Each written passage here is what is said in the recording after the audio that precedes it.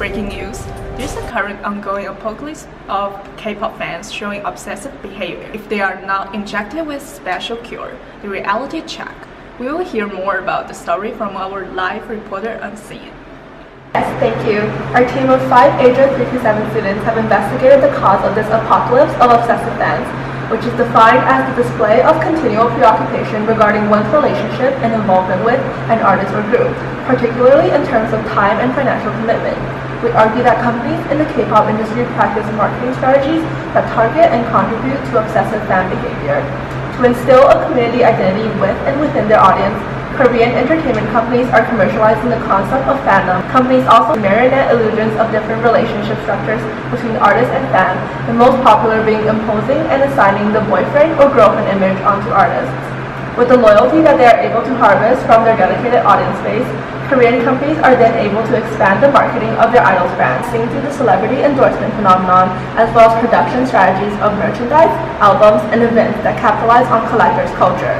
This cyclic structure is ingrained in our structure, building us a culture of obsessive fan behavior, especially seen amongst K-pop fans. As suggested by Iwabuchi, the line between fan and audience is thinning and blurring. More and more people now enjoy indulging themselves with a playful commitment to a particular object of media culture, thanks to the development of marketing strategies aimed at niche tastes. These marketing strategies are implemented by the management companies who dominate the K-pop industry process. Idols are controlled by their companies, and after their debut, they are considered, quote, commodities whose consumability is heavily contingent on their youth, end quote. Lee-Sun-ah states that K-pop's structural dependence on its global consumability, so the management company has a, quote, drive for maximum exposure and profitability in a short span of time, end quote. The idol industry is a fandom business in the end. Because the idol as commodity depends absolutely on the existence of loyal consumers, the management companies have developed a fandom system concomitantly with the idol system. I'm a huge fan of BTS, and this is the official BTS slogan, and this is official BTS lights, and here I have my official BTS membership card. Official fandom membership is often renewed in annual terms and offers many perks such as special access to video and text, exclusive pre-purchase access to events, and many more. However, even without paying for membership, the group identity of a fandom gives fans entitlement and privilege. Fandom in Hallyu is empowering, especially for international fans. Hyangjin comments that Hallyu fandom is a process through which, quote, cultural marginalized citizens have regained confidence and created a social space for themselves, end quote.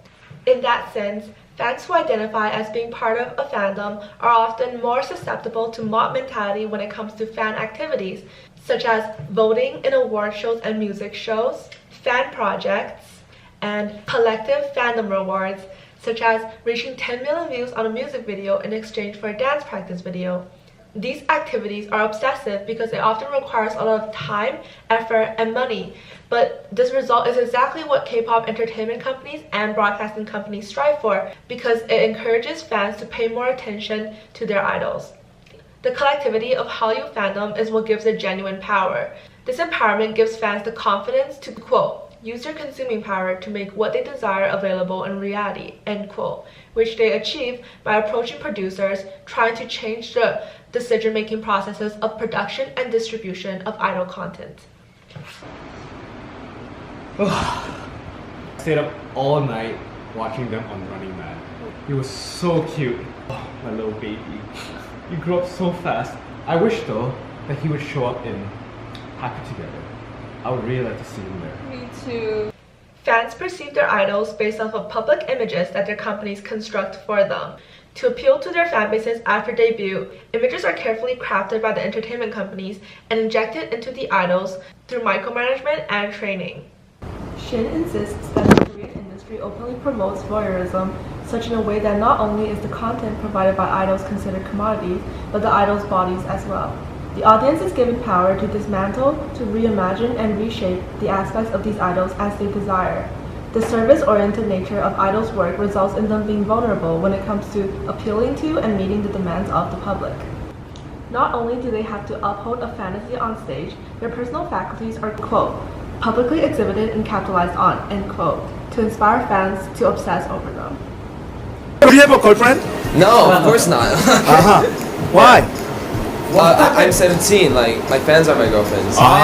Companies are often enforcing no dating bans that idols will then complain about publicly on TV shows as if to prove and to assure fans that they are single. When prompted to talk about their ideal types, idols are trained to provide vague answers that would fit as many fans as possible. As well, they also straightforwardly make romantic comments towards fans. They tie this all up by appearing on variety shows to compensate for the idol worship aura that surrounds them. Companies channel the human element of idols to build false intimacy with their fans. They use YouTube to share behind-the-scenes stories to create content that would, quote, function to shorten the emotional distance between singers and fans, end quote. On these shows, they would, quote, run, fall, reveal unmade-up faces fresh out of bed, confess past failures, and engage in romantic relationships like a normal and approachable individual, end quote. One example is the 2PM member Nikun on the Mnet show Scandal, where he goes on dates with a fan who is close to his ideal type. This tactic exists off camera as well, with fan events that challenge lessening the physical gap between the fan and the idol. One example is SM Entertainment's recent introduction of a charter package, where fans can reserve seats in the economy class of the same flight that SM artists take to Dubai. Owen Park revealed that in Hallyu 2.0, the majority of the entire K-pop fandom are young women from Asia, North America, and Europe. Hyangjin observes that to target this demographic specifically, marketing antics for male K-pop idols encourage, quote, escapist materialistic desires and fetishization of Hallyu masculinities, end quote, in their respective female fandom. This is a fast-moving path towards obsession. Fans build emotional dependency on the role that they mold their idols to play in their lives. They lose control of judgment regarding the time and money they are willing to spend to achieve having their ideal person in their life.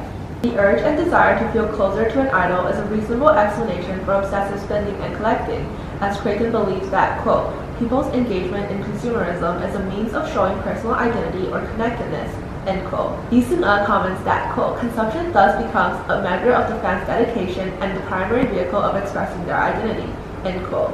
Prolonged expenditure forms the urge of collection, which is egged on by Korean entertainment companies through increasingly creative marketing tactics regarding merchandising. Companies are expanding merchandise beyond the usual catalog of photos, magazines, key holders, or soft toys. Companies acknowledge that consumers will not actively seek out the most significant purchase.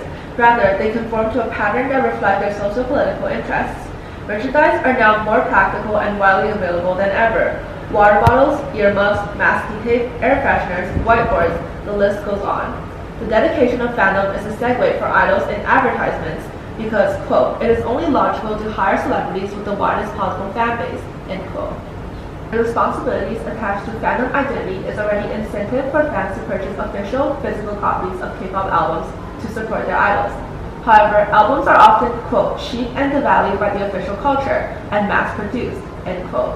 The distinctiveness thus lies in the extent of the collection, which companies target by producing the same album with slight variations. Different concepts and colors, large variety of photo cards, individual member versions of album covers, or even of the discs themselves. All of these urge fans to lavishly purchase, and especially to try and collect their favorite member in order to feel closer to them. For domestic fans, more albums may actually signify being closer to the idol physically, because companies host fan signing events for which grants of entry frequently depend on lottery by album. After identifying popular strategies embedded in the marketing of an idol to promote their impact and longevity in the industry, we come to realize that, quote, idol fandom is subordinate to commercial logic and is readily mobilizable for consumption. It is part and parcel of the larger management system, end quote. It seems that as a K-pop fan, eventually becoming obsessed is inevitable because these marketing ploys seep into every aspect of the content we surround ourselves with.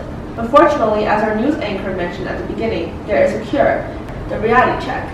Increasing self-awareness of fandom identity, understanding the power structure and relationship between idol and fan and consumer and producer, and management of time and money in relation to other aspects to life are all solutions to avoid falling prey to these companies' marketing strategies and to dilute obsession over K-pop.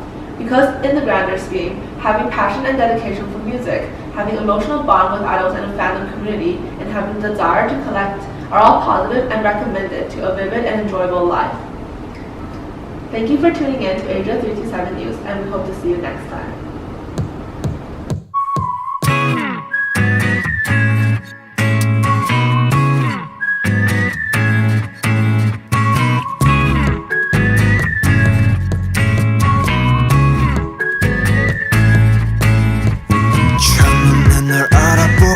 않았어 서로를 불러왔던 것처럼 내 혈관 속 뒤에 네가 말해줘 내가 찾아 헤맸던 너라는 걸 우리 만남을 수학의 공식 종교의 유법 우주의 선미 내게 주어진 운명의 증거 너는 내 꿈의 출처 Take it 너에게 내민 내 손은 좀 해질 숙명 걱정하지 말라 이 모든 건 우연